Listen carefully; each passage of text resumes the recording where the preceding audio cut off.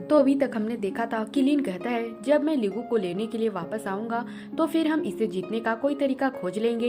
इसके बाद हम देखते हैं कि वह फिर से लिंगसान को खोजने के लिए निकल गया था और कहने लगता है कि उसे यहीं कहीं होना चाहिए। लेकिन तभी इसी वक्त हम देखते हैं कि होंगडाई सामने से आ जाती है और उसने अपने पावर का यूज करके इस पर अटैक करना शुरू कर दिया था। इसके बाद वहीं हम देखते हैं कि लिन भी इस बात से हैरान हो जाता है और फिर कहने लगता है कि यह तो होंगडाई है। अब इस तरह से उसे भी समझ में आ गया था कि चियांग फेंग ने इसे अपना फर्नेस के रूप में रिफाइन किया था, जिसके वजह से इसने अपना माइंड खो दिया। मगर वहीं हम देखते हैं कि लिन के पास ज्यादा टाइम नहीं होता और इसलिए वह डिसाइड करता है कि वो इसके पास में ज्यादा टाइम के लिए नहीं फंसेगा।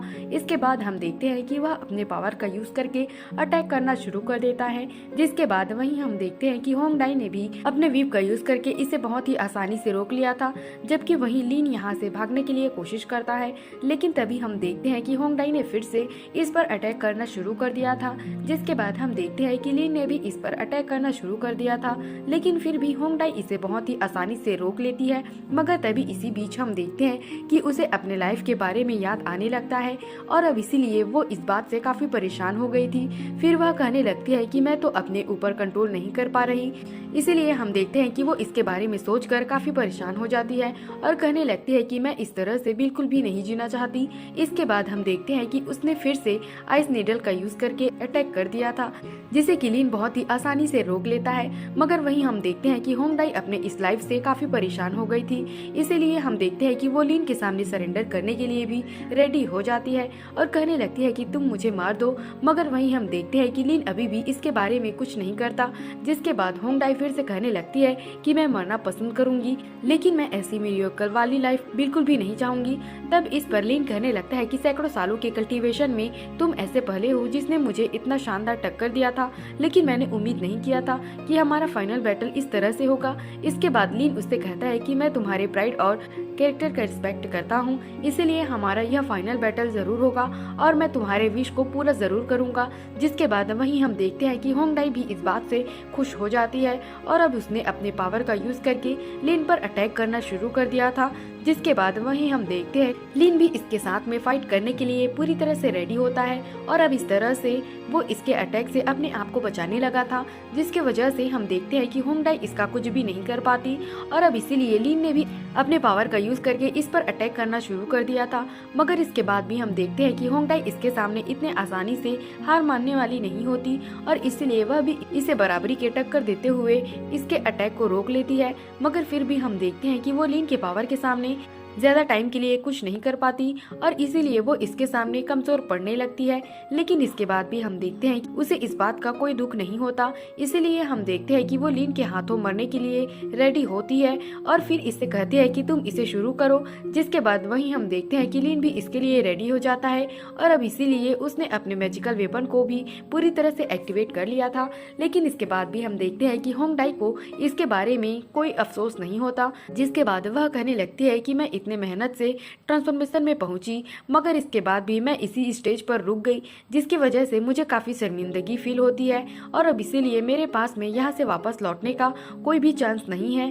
अब इसीलिए हम देखते हैं कि वह अपने आप को खत्म कर देना चाहती है, क्योंकि केवल उसी के बाद वह आजाद हो पाएगी। फिर वो कहने लगती है कि मेरी लाइफ 200 सालों से कम की रही, जिसकी वजह से ऐसा लगता है कि लाइफ एक बटरफ्लाई के जैसे है जो कि बिल्कुल एक फ्लैश में गुजर जाता है। लेकिन इसके बाद भी उसमें कुछ ऐसे मोमेंट है जिसके बारे में मैं कभी भी नहीं भूल सकती। मगर इसके बाद भी हम देखते हैं कि वो गुड बाय बोलने के लिए रेडी हो गई थी। जिसके बाद वहीं हम देखते हैं कि लिन ने अपने पावर का यूज करके अटैक कर दिया था और अब इस तरह से होंगडाई इसमें मारी जाती है। मगर वहीं हम देखते हैं कि खुद लिन भी ऐसा करके बहुत ज्यादा खुश नहीं था। जिसके बाद हम देखते हैं कि इसके सामने एक रोज क्रिएट होने लगता है और होंगडाई कहने लगती है कि ड्राइव का आर्टिस्टिक कंसेप्शन का डिजायर इनफाइनाइट है, लेकिन फिर भी मैंने आर्टिस्टिक कंसेप्शन को ऑब्जर्व करके बहुत सारे इंसाइट को गेन किया है, जिसकी वजह से मुझे लगता है कि अगर तुम अपना आर्टिस्टिक कंसेप्शन के परफेक्ट को हासिल करना चाहते हो तो फिर इसके लिए तुम्हें इसकी जरूरत होगी और अब इसीलिए मैं तुम्हें अपना अंडरस्टैंडिंग और कुंजी वीप को देने वाली हूँ। मगर तभी हम देखते हैं कि वह इससे एक और हेल्प मांगने लगती है और इससे कहने लगती है कि मैं चाहती हूँ कि तुम चियांग फेंग को मार दो। जिसके बाद वहीं हम देखते हैं कि लिन भी इसके लिए रेडी हो गया था। फिर होंगडाई उसे कहने लगती है कि अगले स्प्रिंग में फेयर नॉर्थ के प्लेन में एक ब्लू रोज ब्लॉसम मौसम होगा और वही तुम्हारे लिए मेरा गिफ्ट है। अब इतनी बात कहने के बाद हम देखते हैं कि होंगडाई यहाँ से गायब हो गई थी, जिसके बाद वहीं हम देखते हैं लिन भी इसके विश को पूरा करने के लिए रेडी हो गया था और फिर कहता है कि मैं प्रॉमिस करता हूँ, मगर इसके बाद भी हम देखते हैं कि वो भी यहाँ से निकल जाता है। इसके बाद अगले सीन में हम देखते हैं कि युन क्वेजी और बाकी सभी एक साथ में अपने पावर का यूज कर रहे थे, जिसके बाद हम देखते हैं कि आखिरकार वे इसमें कामयाब भी हो जाते हैं और इस तरह से यहाँ पर इन्होंने किसी पोर्टल को ओपन कर दिया था। इसके बाद मेइजी कहने लगती है कि हम तो सुजाकू टोन को ओपन करने में कामयाब हो गए, लेकिन सबसे बड़ी प्रॉब्लम यह है कि केवल एक आदमी इसमें एंटर कर सकता है, क्योंकि इसके लिए टाइम लिमिटेड है, जिसकी वजह से अगर बाहर आने से पहले रिन पावर यहाँ से गायब हो गई तो फिर यह सीधे इसे पूरी तरह से मिटा देगा। अब इसीलिए हम देखते हैं कि वह सभी इस बात से काफी परेशान हो जाते हैं और कहने लगते हैं कि इसमें कौन जाएगा।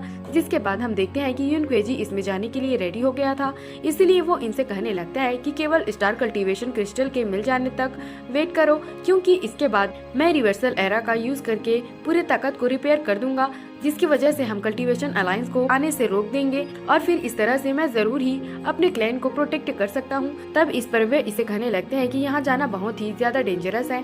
जिसके बाद हम देखते हैं कि आखिरकार युन क्वेजी एंटर कर जाता है। वहीं दूसरी तरफ हम देखते हैं सभी काफी टाइम से वेट कर रहे थे और अब इसीलिए वे सभी परेशान हो जाते हैं कि आखिरकार हमें और ज्यादा कितना वेट करना पड़ेगा। लेकिन तभी इसी वक्त हम देखते हैं कि आखिरकार युन क्वेजी भी यहाँ पर आ गया था, जिसे देखकर सभी इस बात से काफी हैरान हो जाते हैं और कहने लगते हैं कि युन क्वेजी तो सीधे लिंगसन में आ गया। जिसके बाद हम देखते हैं कि जावा इसे ग्रीट करता है और फिर उसे कहता है कि हम काफी टाइम से यहाँ पर वेट कर रहे हैं, लेकिन अभी तक भी यह डोर ओपन नहीं हुआ।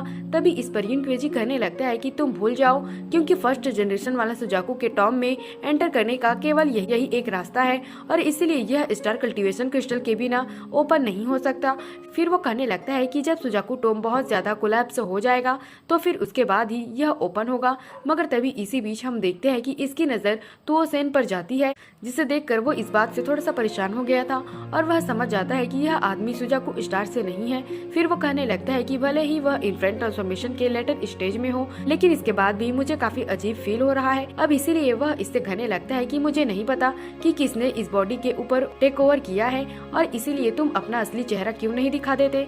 मगर हम देखते हैं कि तुओ सेन इसके लिए रेडी नहीं होता, इसलिए वह इससे कहता है कि मैं और तुम तो कभी भी नहीं मिले, इसलिए अगर मैंने अपना असली चेहरा दिखा भी दिया तो फिर क्या उसके बाद तुम मुझे पहचान पाओगे।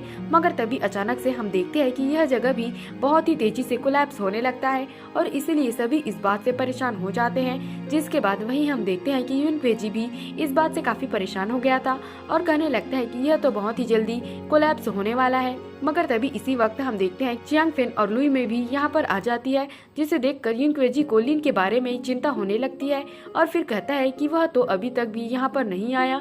जिसके बाद वहीं हम देखते हैं कि चियांग फेन काफी खुश हो रहा था, क्योंकि उसे ऐसा लग रहा था कि होंगडाई ने अभी तक उसे मार दिया होगा। लेकिन तभी आखिरकार हम देखते हैं कि लिन भी यहाँ पर आ जाता है और युन क्वेजी कहने लगता है कि आखिरकार वो आ गया। लेकिन तभी हमें पता चलता है कि जो क्वेजी कुछ करने वाला है और कहने लगता है कि गेम का असली क्लाइमेक्स तो अब शुरू हुआ। जो सीन दिखाते हुए यह एपिसोड यहीं पर खत्म हो जाता है।